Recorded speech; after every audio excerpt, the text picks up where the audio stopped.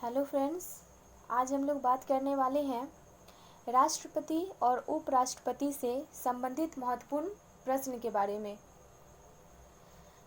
तो सबसे पहले हम लोग देखते हैं, पहला क्वेश्चन हमारा क्या है, देश का प्रथम नागरिक कौन होता है। देश का प्रथम नागरिक राष्ट्रपति होते हैं, वह हमारे देश के सर्वोच्च सेनापति भी होते हैं। नेक्स्ट क्वेश्चन है हमारा, भारत के उपराष्ट्रपति का निर्वाचन में कौन भाग लेते हैं। तो दूसरा सर्वोच्च पद जो हमारे देश का है वह उपराष्ट्रपति का है और भारत का एक उपराष्ट्रपति होगा और जो राज्यसभा का पदेन सभापति होगा। और इनके निर्वाचन में कौन कौन भाग लेगा, तो उपराष्ट्रपति के निर्वाचन में संसद के दोनों सदन के निर्वाचित और मनोनीत सदस्य दोनों भाग लेते हैं। उपराष्ट्रपति के निर्वाचन में निर्वाचित और मनोनीत यानी लोकसभा और राज्यसभा के निर्वाचित और मनोनीत दोनों सदस्य भाग लेते हैं। अगला क्वेश्चन है, संसद बनी है यानी संसद जो है वो लोकसभा, राज्यसभा और राष्ट्रपति से मिलकर बनी है। नेक्स्ट क्वेश्चन है हमारा, भारत के मुख्य न्यायाधीश तथा हाई कोर्ट के प्रत्येक न्यायाधीश की नियुक्ति किए जाते हैं। तो भारत के मुख्य न्यायाधीश की नियुक्ति राष्ट्रपति के द्वारा की जाती है तथा हाई कोर्ट के प्रत्येक न्यायाधीश की नियुक्ति उस राज्य के राज्यपाल तथा हाई कोर्ट के मुख्य न्यायाधीश के परामर्श के बाद ही की जाती है। अगला क्वेश्चन है, राष्ट्रपति में निहित है। तो राष्ट्रपति में कार्यपालिका शक्ति निहित है और यह भारतीय संविधान के अनुच्छेद 53 में इसका वर्णन किया गया है। और भारत के जो राष्ट्रपति होते हैं वह इस कार्यपालिका शक्ति का प्रयोग अपने अनुसार या अपने अधीनस्थ अधिकारियों के सलाह पर करते हैं। हमारा अगला क्वेश्चन है, राष्ट्रपति निर्वाचित होते हैं यानी राष्ट्रपति के निर्वाचन में कौन कौन भाग लेते हैं। तो संसद के दोनों सदन तथा राज्य विधानसभा के निर्वाचित सदस्य तथा इसमें 70वां संविधान संशोधन द्वारा दिल्ली और पुडुचेरी विधानसभा के निर्वाचित सदस्य भी भाग लेते हैं। यहाँ पे राष्ट्रपति और उपराष्ट्रपति के निर्वाचन में भिन्नता है कि उपराष्ट्रपति के निर्वाचन में दोनों सदन के निर्वाचित और मनोनीत दोनों भाग लेते हैं, लेकिन राष्ट्रपति के निर्वाचन में केवल निर्वाचित सदस्य भाग लेते हैं। दोनों सदन के निर्वाचित सदस्य तथा राज्य विधानसभा के भी निर्वाचित सदस्य भाग लेते हैं। अगला क्वेश्चन है, संघ की कार्यपालिका शक्ति राष्ट्रपति में निहित है। आर्टिकल 53 के तहत वह इसका प्रयोग किस प्रकार करते हैं, तो वह इसका प्रयोग संविधान के अनुसार स्वयं या अपने अधीनस्थ अधिकारी के द्वारा करते हैं, या हम इसे दूसरे शब्दों में देखें तो वह इसका प्रयोग मंत्रिपरिषद के सलाह पर करते हैं। नेक्स्ट क्वेश्चन है हमारा, वित्तीय आपातकाल की घोषणा की जाती है यानी वित्तीय आपातकाल की घोषणा कौन करते हैं। तो वित्तीय आपातकाल की घोषणा राष्ट्रपति करते हैं अनुच्छेद 360 के तहत। हालांकि अभी तक हमारे देश में एक बार भी वित्तीय आपातकाल नहीं लगाया गया है। हमारा अगला क्वेश्चन है, राज्य का संवैधानिक तंत्र विफल होने पर संविधान के किस अनुच्छेद में उपबंध है। यानी जब राज्य का संवैधानिक तंत्र विफल हो जाता है तो राज्य में राष्ट्रपति शासन घोषित कर दिया जाता है। यह आर्टिकल 356 के तहत आता है। अगला क्वेश्चन है हमारा, किसी भी क्षेत्र को अनुसूचित क्षेत्र घोषित कौन करता है। तो किसी भी क्षेत्र को अनुसूचित क्षेत्र घोषित राष्ट्रपति के द्वारा की जाती है और जो राष्ट्रपति होते हैं वह हमारे देश के सर्वोच्च सेनापति भी होते हैं। नेक्स्ट क्वेश्चन है हमारा, संयुक्त अधिवेशन कौन बुलाता है। संयुक्त अधिवेशन राष्ट्रपति बुलाते हैं और संयुक्त अधिवेशन यह आर्टिकल 108 के तहत बुलाया जाता है तथा इसकी अध्यक्षता लोकसभा अध्यक्ष करते हैं। अगला क्वेश्चन है हमारा, वार्षिक वित्तीय विवरण संसद के समक्ष कौन रखता है।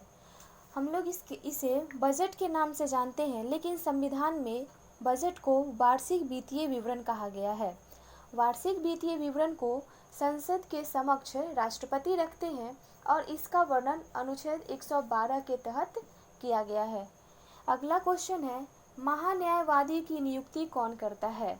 तो महान्यायवादी की नियुक्ति राष्ट्रपति करते हैं अनुच्छेद 76 के तहत, और महान्यायवादी जो होते हैं वह राष्ट्रपति के पश्चात पर्यंत अपने पद को धारण करते हैं।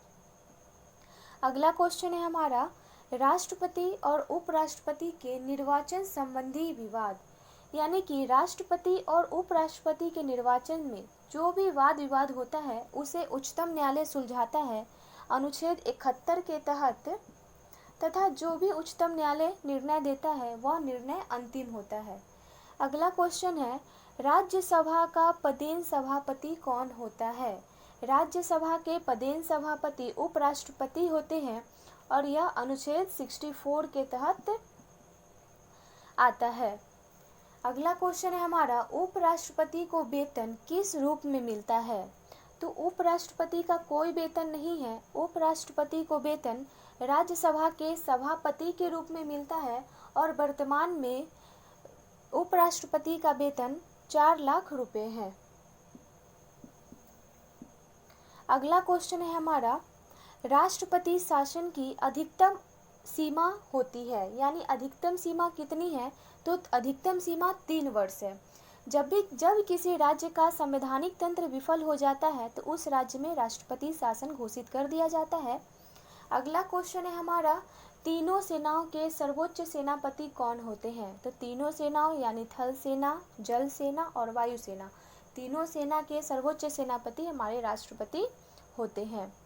अगला क्वेश्चन है हमारा, प्रथम मुस्लिम राष्ट्रपति कौन थे? तो प्रथम मुस्लिम राष्ट्रपति जाकिर हुसैन थे, और जाकिर हुसैन का जो कार्यकाल था, जाकिर हुसैन का कार्यकाल 1967 से लेकर 1969 तक था, और इनकी मृत्यु इनके कार्यकाल के दौरान ही हो गई थी। अगला क्वेश्चन है हमारा, प्रथम उपराष्ट्रपति कौन थे?